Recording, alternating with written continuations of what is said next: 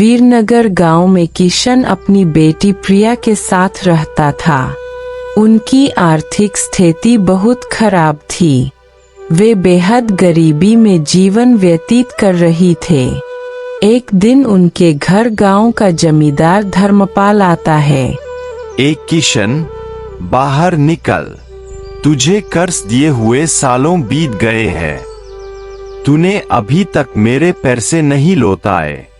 मुझे आज मेरे पैसे चाहिए, नहीं तो मैं तुम सबको धक्के मारकर घर से बाहर निकाल दूंगा। आज मैं तुम्हारी एक नहीं सुनूंगा।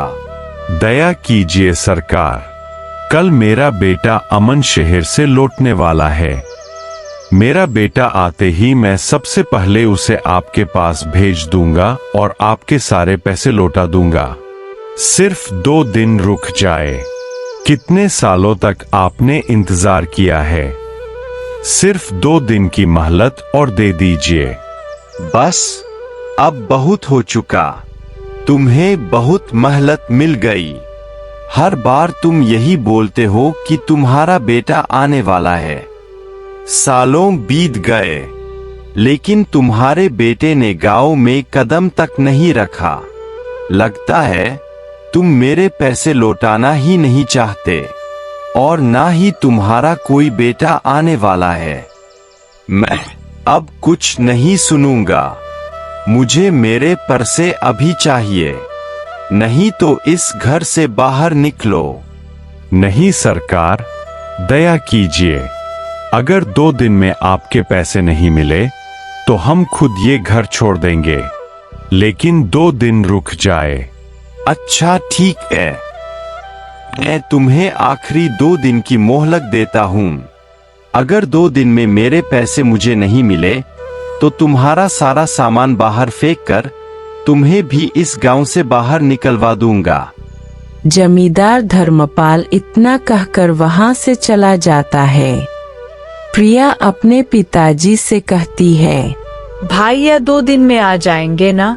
अगर इस बार भाइया नहीं आए तो जमींदार तो हमें गांव से निकलवा देगा। इस बार वो हमारी एक भी नहीं सुनेगा। आज वो बहुत गुस्से में था, आपने देखा नहीं? वो तो आज ही हमें निकल देता। तुम फिक्र मत करो बेटी, अमन ने कहा है वो आता ही होगा और उसने पैसों का इंतजाम भी कर लिया है। वो आते ही मैं जमींदार के सारे पैसे लौटा दूंगा। फिक्र करने की कोई बात नहीं। 2 दिन बीत जाते हैं। 2 दिन के बाद किशन के घर एक आदमी आकर बोलता है, अरे किशन, गजब हो गया। जिस कारखाने में तुम्हारा बेटा काम करता था, उस कारखाने में बहुत भीषण आग लगी थी, जिसमें उस कारखाने में काम करने वाले जितने भी लोग थे, सारे के सारे बहुत बुरी तरह से जल गए। और खबर मिली है कि उसमें से कोई नहीं बचा, और इस कारखाने में तुम्हारा बेटा भी काम करता था। ये सुनकर किशन के ऊपर दुखों का पहाड़ टूट पड़ता है। 2 दिन बाद उनके गांव में एक आदमी सूटकेस लेकर आता है। अरे भाई जरा सुनिए तो, ये किशन का घर कहाँ है, जरा आप बता सकते हैं? धर्मपाल उस आदमी के पास खड़ा था। तुम कौन हो और कहां से आए हो? तुम तो इस गांव के नहीं लगते हो। आप तो जानते ही होंगे कि किशन के बेटे कारखाने में आग लगने की वजह से उसकी मौत हो गई है। बेचारा दूसरे दिन गांव आने ही वाला था। उसने बहुत सालों तक मेहनत करके बहुत सारा धन इकट्ठा कर लिया था। वो सब घर लेके आने वाला था, उसे पहले ही यह दुर्घटना हो गई, और कारखाने के मालिक ने उनके परिवार वालों के लिए भी पैसे दिए हैं। मैं वही पैसे उसके पिता किशन जी को देने आया हूँ। अच्छा हुआ भाई साहब, आप मुझे यहीं पर मिल गए। ये सुनकर जमींदार धर्मपाल के मन में लालच जाग जाता है और वो सोचता है, क्यों ना मैं इसे बोल दूं मैं ही किशन हूँ और इससे पैसे ले लूं। से भी किशन ने मुझसे कर्ज लिया है, वो तो मुझे चुकाने से रहा। मैं इससे ही पैसे ले लेता हूँ, जिससे मुझे कर्ज का पैसा भी मिल जाएगा और मेरा काम भी बन जाएगा। इसके लिए मुझे इसे यहीं से भगा देना होगा, ये किशन तक पहुंच ही ना पाए। अरे भाई, मैं ही किशन हूँ और जिसकी बात तुम कर रहे हो वो मेरा ही बेटा था। वरना मुझे पूरे गांव में कहाँ कहाँ भटकना पड़ता। ये लीजिए आपकी अमानत, अब मैं चलता हूँ। ये कहकर वो आदमी वहां से चला जाता है और जमींदार धर्मपाल वो सूटकेस लेकर अपने घर चला जाता है। जैसे ही वो सूटकेस खोलकर देखता है, उसमें ढेर सारे पैसे होते हैं। जमींदार ये देखकर बहुत खुश हो जाता है। मुझे तो समझ में नहीं आ रहा अब हमारा गुजारा कैसे होगा। हम तो पूरी तरह से अमन के भरोसे पे था, लेकिन पता नहीं अब मैं कैसे करूंगा। अमन ही तो हमारा सहारा था, भगवान ने उसे भी हमसे छीन लिया। भगवान इतने कठोर दिल कैसे हो सकते हैं?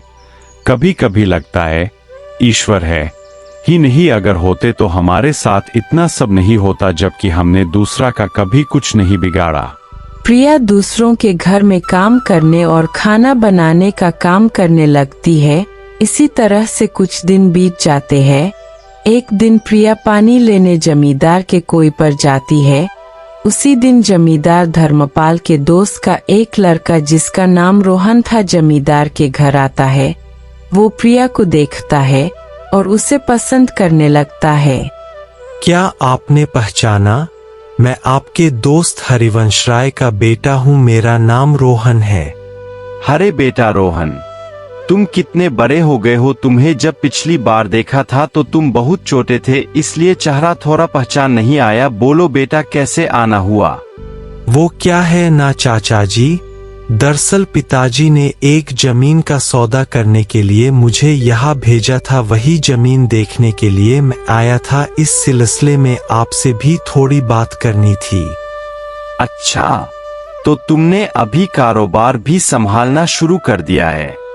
हाँ चाचा जी, थोड़ा बहुत मैं भी कारोबार देख लेता हूँ। अब पिताजी से ज्यादा काम नहीं हो पाता, अब उनकी उम्र हो चुकी है, इसलिए ज्यादातर काम मैं देख लेता हूँ। ये तो अच्छी बात है बेटा। आपसे एक बात पूछनी थी चाचा जी। दरअसल मैं जब आ रहा था तो कुएं पर मैंने एक लड़की को देखा। क्या आप बता सकते हैं कि वो लड़की कौन है? लड़की? कौन सी लड़की? अभी जब मैं आ रहा था तो आपके घर के सामने जो कुआं है, इस कुएं पर मैंने एक लड़की को पानी भरते देखा। क्या आप बता सकते हैं वो कौन है? रुको रोहन बेटा, तुम चाय पियो, तब तक मैं देख कर आता हूँ। जमींदार बाहर जाकर कुएं की ओर देखता है तो कुएं पर उसे खुद की ही लड़की रानी दिखाई देती है। प्रिया वहां से जा चुकी होती है। अरे रोहन बेटा, जिस लड़की के बारे में तुम पूछ रहे हो वह मेरी ही बेटी है। अच्छा ठीक है चाचा जी, मुझे लगा जाने दीजिए, छोड़िए। आप बताइए आप कैसे हैं? रोहन बात को पलट देता है, लेकिन जमींदार को इस बात पर शक हो जाता है। मुझे लगता है रोहन बाबू को मेरी लड़की पसंद आ गई है। यह तो बहुत अच्छी बात है, और मेरी लड़की इतने बड़े खानदान में चली जाएगी तो उसका तो नसीब ही चमक जाएगा। इतने अमीर लोग मुझे और कहीं नहीं मिलने वाले। इतना सोचकर जमींदार मन ही मन बहुत खुश हो जाता है। तभी रोहन बोलता है, चलिए चाचा जी, मैं अब निकलता हूँ, मुझे देर हो रही है। नहीं बेटा, 1-2 दिन रुक कर जाओ, जरा गांव की भी शुद्ध हवा में रहो। शहर तो रोज ही रहते हो, हमें भी थोड़ा मौका दो तुम्हारे खातिरदारी करने का। नहीं चाचा जी, इस बार नहीं, अगली बार आऊंगा तो रुकूंगा। इतना कहकर रोहन वहां से चला जाता है। घर जाकर रोहन अपने पिताजी से कहता है, पिताजी, मैंने गांव में एक लड़की देखी है और मुझे उसी से शादी करनी है। मुझे वो लड़की बहुत पसंद आई। अरे बेटा, तुम किसी लड़की की बात कर रहे हो? पिताजी, वो आपके गांव के दोस्त है ना, जिनके यहाँ आपने मुझे आज भेजा था, उन्हीं की लड़की से मुझे शादी करनी है। अरे वाह, ये तो अच्छी बात है। वो तो मेरा बहुत अच्छा दोस्त है, वो बिल्कुल मना नहीं करेगा। मैं कल ही उसके पास जाकर शादी की बात करता हूँ और वो भी ये सुनकर बहुत खुश होगा। दूसरे दिन रोहन के माता पिता और रोहन जमींदार धर्मपाल के यहाँ आते हैं। अरे मेरे दोस्त धर्मपाल, बहुत दिनों बाद आज मिल रहा हूँ। तो बहुत बड़ा आदमी हो गया यार, याद है हम दोनों ने एक साथ ही कारोबार शुरू किया था। आज तू कहाँ से कहाँ पहुँच गया। आज तो तूने मुझे बहुत खुश कर दिया, जो अपने पूरे परिवार के साथ मेरे घर आ गया। तुझे देखकर बहुत खुश हूँ। अरे हरिवंश, रोहन की वजह से हमें अभी आना ही पड़ा। दरअसल रोहन को तुम्हारी बेटी बहुत पसंद आ गई है और वो उससे शादी करना चाहता है। उसी की बात करने के लिए हम यहाँ आए हैं। यह सुनकर जमींदार बहुत खुश हो जाता है। हाँ हाँ हरिवंश, यह तो बहुत अच्छी बात है। तुमने आज मेरा दिल ही खुश कर दिया। हमारी दोस्ती आज रिश्तेदारी में बदलने जा रही है। इससे ज्यादा खुशी की बात और मेरे लिए क्या हो सकती है। चलो अभी अपनी बेटी को बुलाओ। हमने उसे देखा था तो वो 5 वर्ष की थी। तब ही धर्मपाल अपनी बेटी को आवाज लगाता है। अरे बेटा रानी, जरा यहाँ तो आना। जैसे ही रानी बाहर आती है, रोहन उसे देखकर दंग रह जाता है और बोलता है, अरे चाचा जी, जिसे मैंने उस दिन देखा था ये वो लड़की नहीं है, वो लड़की कोई और थी। ये आप क्या बात कर रहे हो रोहन बाबू? आपने उस दिन जिसे देखा था ये वही लड़की है। ठीक से देखिए, शायद आप भूल गए।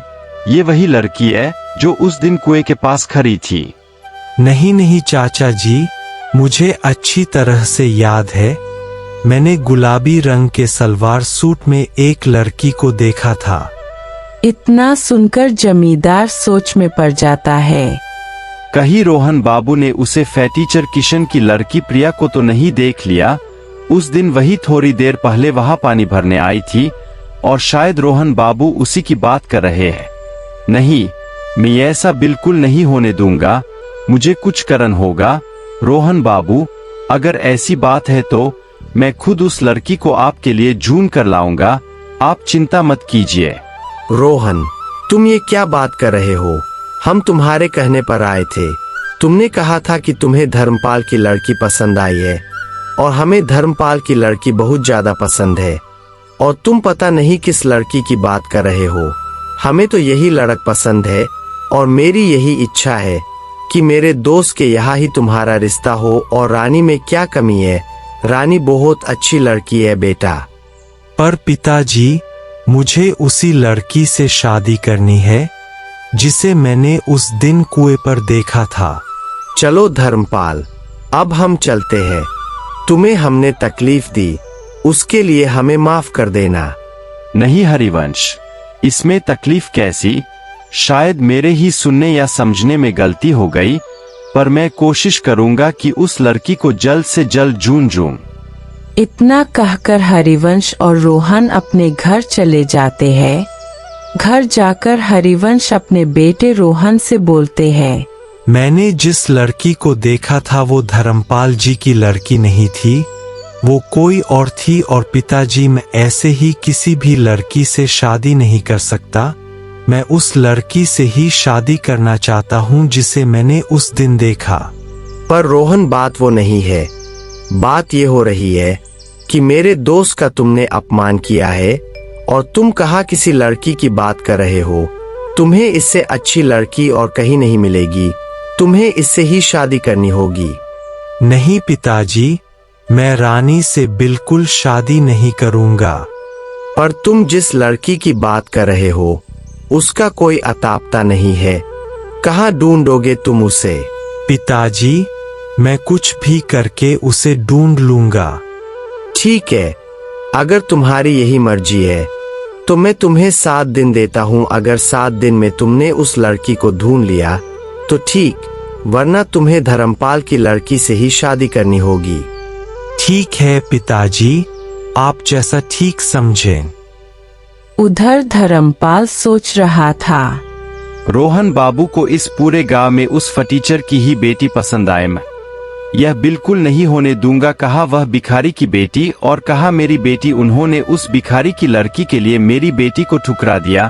यह कभी नहीं होने दूंगा। मेरी बेटी की जगह वह प्रिया कभी नहीं ले सकती। मैं ऐसा होने नहीं दूंगा। इससे पहले रोहन बाबू दोबारा आए, उससे पहले किशन को धक्के मारकर इस गांव से बाहर निकाल दूंगा। फिर मजबूरन उन्हें मेरी बेटी से ही शादी करनी पड़ेगी। हाँ, यही ठीक रहेगा। अरे मैं तो भूल ही गया, किशन को तो पता ही नहीं है कि उसके बेटे के जो पैसे शहर से एक आदमी लेकर आया था वह मैंने ले लिए है। मैं इस बात का फायदा उठा सकता हूँ। मैं कल ही जाकर उससे लिया हुआ पूरा कर्जा लौटाने को कहता हूँ। इससे लोगों को भी शक नहीं होगा और मैं उससे कर्ज नहीं लौटाने की वजह से गांव से भगा दूंगा। उसका पूरा घर हड़प लूंगा और उससे गांव से बाहर निकलवा दूंगा। दूसरे दिन धर्मपाल किशन के घर जाता है और बोलता है, किशन बाहर आओ। जी जमींदार जी। किशन, तुम मेरे अच्छा होने का फायदा उठा रहे हो।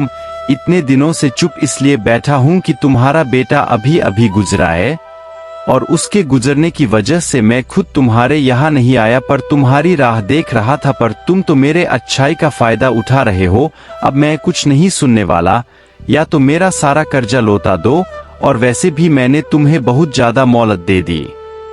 जमींदार जी, मैं इतने सारे पैसे अभी कहाँ से लौटाऊंगा? मैं कुछ नहीं जानता, मुझे बस मेरे पैसे चाहिए। अगर पैसे नहीं है तुम्हारे पास तो। नहीं जमींदार जी, ऐसा मत कीजिए, मैं रास्ते पर आ जाऊंगा। मैं इतने दिन से तुम पर तरस खाकर तुम्हें कुछ नहीं कह रहा हूँ। इसका मतलब ये नहीं है कि तुम मेरे सिर पर बैठ जाओ। अब मैं कुछ नहीं सुनना चाहता, बस तुम ये घर खाली कर दो और यहाँ से चले जाओ, नहीं तो मैं मेरे लोगों को कहकर तुम्हें घर से धक्के मारकर बाहर निकल दूंगा। चलिए पिताजी, अब हम खुद को जूती तसली नहीं दे सकते। हम ये लकड़ियाँ बेचकर और दूसरों के घर काम करके जमींदार के पैसे नहीं लौटा पाएंगे। हमें ये घर छोड़कर जाना ही पड़ेगा। इतना कहकर प्रिया अपने पिताजी को लेकर घर से बाहर चली जाती है और दूर जंगल में जाकर एक छोटी सी झोपड़ी बनाकर उसमें रहने लगते हैं। इसी के चलते किशन के पिता की तबीयत खराब हो जाती है और इसी वजह से अपने पिताजी का लकड़ी बेचने का काम प्रिया संभाल लेती है और किसी तरह से घर चलाने लगती है। मैं कितना खुशनसीब हूँ जो मुझे तुम्हारी जैसी बेटी मिली, और मेरे वजह से तुम्हें कितने मुश्किलों का सामना करना पड़ रहा है।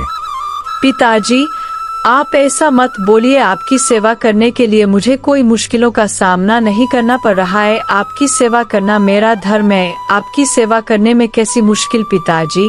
मैंने खाना बनाकर रख दिया है, आप खाना खा लेना। मैं लकड़ी तोड़ने जा रही हूँ, जल्दी लौटाऊंगी।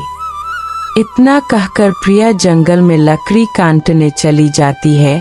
देखते ही देखते सुबह से शाम हो जाती है, पर प्रिया जंगल से नहीं लौटी। इसी वजह से किशन बहुत परेशान हो जाते हैं। इतना देर हो गया पर अभी तक प्रिय नहीं आए। कहीं वो किसी मुसीबत में तो नहीं फंस गई। मुझे अपनी बच्ची को जाकर ढूंढना चाहिए। घर पर ऐसे हाथ पे हाथ रख कर नहीं बैठे सकता।